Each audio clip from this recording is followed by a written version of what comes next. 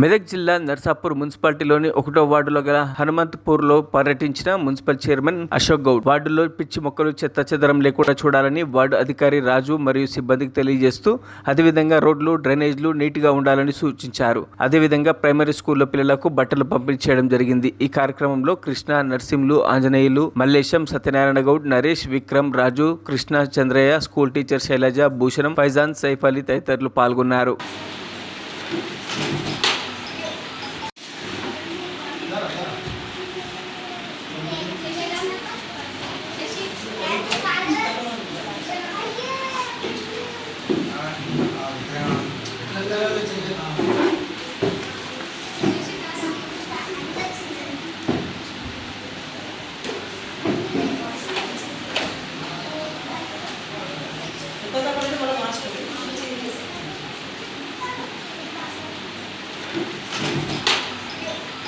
మరిన్ని అప్డేట్స్ కోసం మా ఛానల్ని సబ్స్క్రైబ్ చేయండి.